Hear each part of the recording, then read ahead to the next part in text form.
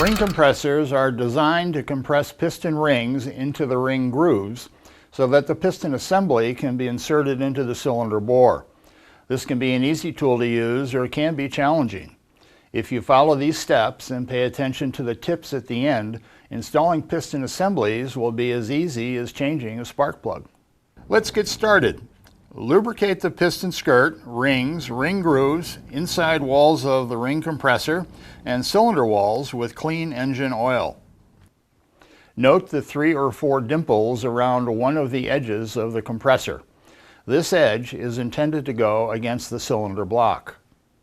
The dimples are designed to keep the ring compressor from entering the bore if there is a chamfer at the top. Modern-day engines all feature a chamfer at the top of the bore, though earlier aluminum bore engines did not. Inspect the inside surface of the compressor for nicks or scratches that may damage the rings or piston skirt. Replace the tool if necessary. Turn the engine over until the crank pin is at bottom dead center. Use the cylinder bore as a stage to set up the ring compressor by sliding the assembled piston and rod assembly, rod first, into the cylinder bore.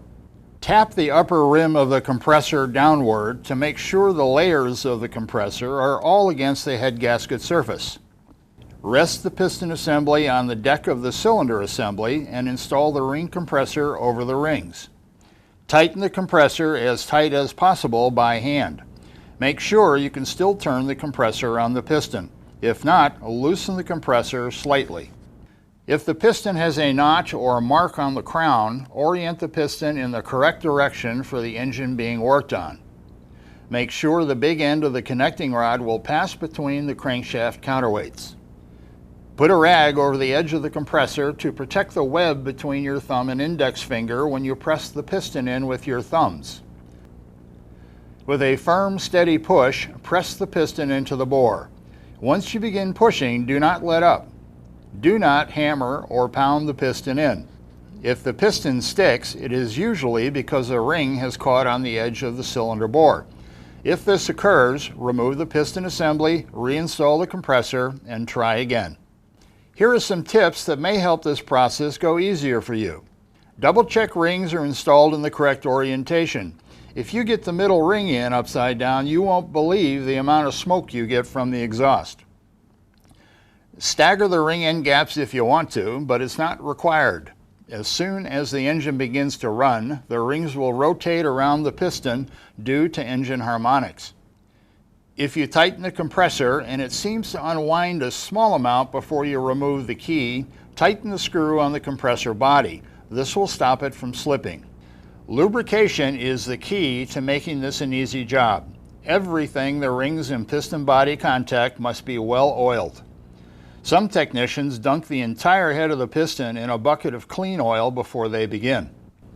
If you are uncomfortable using your thumbs to push the piston into the bore, use a hammer handle or piece of wood.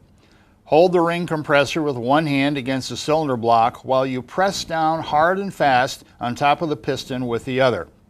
Once you begin pushing, don't hesitate. Do not hammer the piston into the bore. If the ring pops out of the compressor and catches on the edge of the bore, the ring can bend or twist quite easily.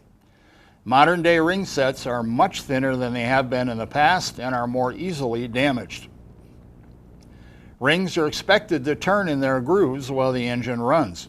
This action helps keep the groove clean from carbon buildup. A bent or twisted ring will bind in the groove and not rotate. Always use a ring expander when installing rings. Old rings being replaced can be spread with the fingers and removed. New rings are easily damaged by this approach and should only be spread for installation by a ring expander. In this industry, most of us will need a ring compressor infrequently, so we seldomly have the chance to get good at using it. However, when we do need one, being able to use it effectively is important. If you can remember no hammers and use lots of oil, you should be just fine.